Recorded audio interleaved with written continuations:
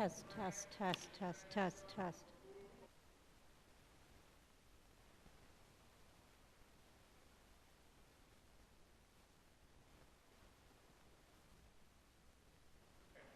Test, test, test, test, test, test, test.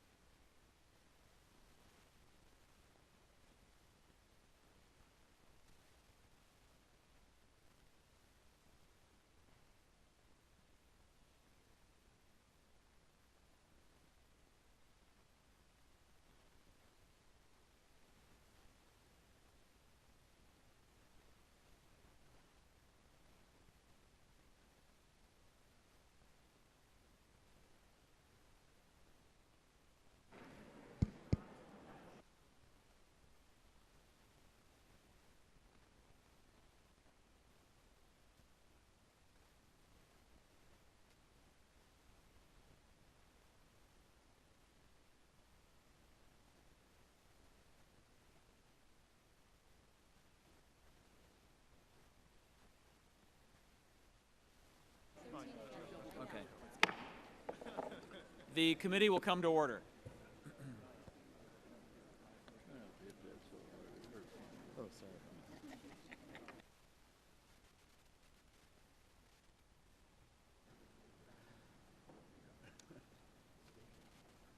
Well, good morning. Many of us in the room today know the joys and responsibilities of being a parent. Part of that responsibility is working every day to ensure that our kids can have a good education and live safe and healthy lives. We spend years ensuring they have the necessary skills so they can gain independence that allows them to reach their full potential as adults. And being a parent is challenging, and many of the everyday responsibilities parents face can increase tremendously when they have a child with a disability. Today we have an opportunity to ease some of the challenges that those with disabilities, their parents, and their caretakers face.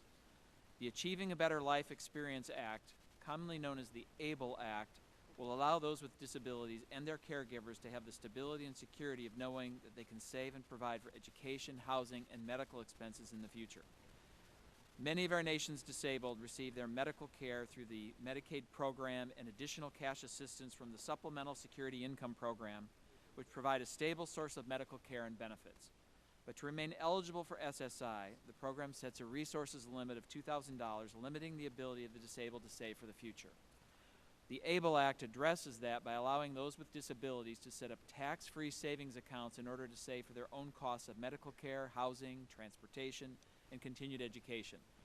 This will allow those who are on Medicaid and SSI to work, earn, and save more while receiving important benefits. It's important to note that these savings accounts will be available to all individuals with disabilities and their caretakers, not just those on Medicaid or SSI. This is a common sense bill that will aid those with disabilities and their caretakers so they can live more fulfilling, happy lives and have the ability to provide for a better future. As Sarah Wolf, a strong advocate of the ABLE Act who's worked for years to see its passage, said in testimony before the Senate Finance Committee, and I'm quoting here, "Just because I have Down syndrome, that shouldn't hold me back from achieving my full potential in life. I can work a full-time job, be a productive member of society, and pay taxes. But because of these outdated laws placed on individuals with disabilities, people like me are held back in life. This is the year we call on leaders in Congress to put an end to the inequities that exist for people with disabilities by passing the ABLE Act and allowing individuals and families to save for the future and break down the barriers to employment for these individuals."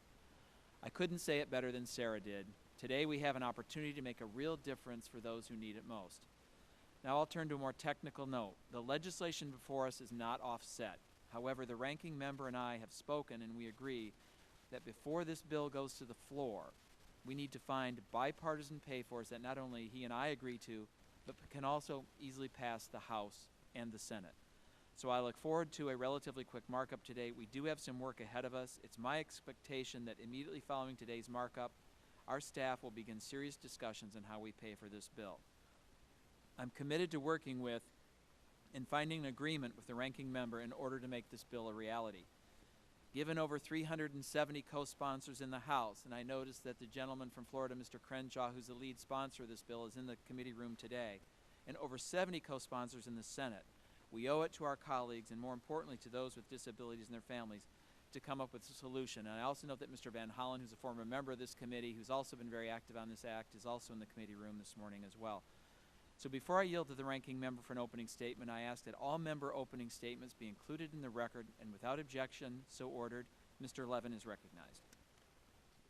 Thank you, Mr. Chairman and colleagues, and our two colleagues, Mr. Crenshaw and Mr. Van Hollen, and all of you who are here concerned as we are about this legislation. This measure affects tens of millions of Americans living with disabilities and their families who want to provide some measure of economic security for them. Whether it is costs associated with transportation or housing or health prevention and wellness, this legislation aims to ease the financial burden by encouraging and assisting families to save money for disability-related expenses. As the chairman has just noted, important work remains to be done before this measure can become a reality. Committee Democrats and I strongly believe that the cost of this measure must be offset the chairman and I have agreement that an offset for this legislation must be agreed upon by the chairman and myself and must be added to the legislation before it comes to the House floor. Mr. Chairman, I would like to now yield to Mr. Becerra. I thank the ranking member for yielding. Mr. Chairman, to you, to the ranking member, and to Mr. Van Hollen, thank you for all the work you've done on this legislation. Mr. Chairman, you and the ranking member, Mr. Levin, have just made explicit declarations of the need to include in this legislation a pay-for, which both you and Mr. Levin agree is acceptable, before proceeding to the floor of the House to debate and vote on this measure. I agree with you and appreciate the spirit in which you have communicated your position. Ultimately, it is the Rules Committee that determines which bills reach the House floor for debate, the content of any such legislation, the character of any amendments to such bills, and the procedural rules that will govern the treatment of such bills on the floor. Therefore, the final decision on whether H.R. 647 will contain a pay-for as it reaches the floor for debate and final vote, and in large measure whether that particular pay-for survives to reach a vote on final passage, is not in the hands of the members of this committee, but in the hands of the Rules Committee. Mr. Chairman, do you feel confident that the pay-for to be jointly agreed to by you and Ranking Member Levin will survive up to the vote on final passage of H.R. 647? Well, thank you, Mr. Becerra. I mean, the object here is to have a bill that is signed into law by the President of the United States. And obviously to do that, we need to have legislation that will pass both the House and the Senate. So I am confident that the pay-for that Mr. Levin and I work toward to make sure that this bill is in fact paid for, I am confident that that is the legislation that will move forward through this body as well as the body on the other side of the Capitol. And so I thank you, Mr. Chairman. Of Thank you course, for yielding, Mr. there will Levin. be by you and by me consultation with everybody on this committee. And so when the agreement is reached, it will be essentially based on our discussions with all of our colleagues on both sides of the aisle. I thank the chairman and the ranking member for yielding me some time. All right, thank you. The committee will now proceed to consideration of H.R. 647. Without objection, the bill will be considered as read and open for amendment at any point. I offer an amendment in the nature of a substitute, which was distributed in advance, along with a green sheet explaining it. Without objection, the amendment in the nature of a substitute shall be considered as read, open for amendment at any point, and considered base text for purpose of amendment. I will now turn to Mr. Tom Barthold, Chief of Staff to the Joint Committee on Taxation, to provide the technical description of the amendment in the nature of a substitute. Mr. Barthold. Thank you, Mr. Chairman. Mr. Levin, the Chairman's amendment in the nature of a substitute would permit the creation of ABLE accounts. ABLE accounts are accounts that would be established by a state, the goal of which is to meet qualified expenses of disabled individuals who are residents of the state. Annual contributions to an ABLE account are limited to the gift tax exemption amount, which is currently $14,000, but which is indexed. Earnings are exempt from annual income tax on an ABLE account. Distributions are exempt to the extent that they meet qualified expenses. That concludes my description of the Chairman's amendment, the nature of substitute. Happy to answer any questions that the members might have. Well, thank you, Mr. Barthold. Based on agreement between the ranking member and myself, we will now proceed to a vote on the bill. The question is on the adoption of the amendment in the nature of a substitute. All those in favor signify by saying aye. Aye. Those opposed, no. In the opinion of the chair, the ayes have it, and the amendment in the nature of a substitute is agreed to. I will now recognize Mr. Johnson for the purpose of offering a motion. Mr. Chairman, I move the committee favorably report H.R. 647 as amended to the House of Representatives. The question is on favorably reporting the bill. All those in favor signify by saying aye. Aye. Those opposed signify by saying no. The ayes have it. The motion is agreed to.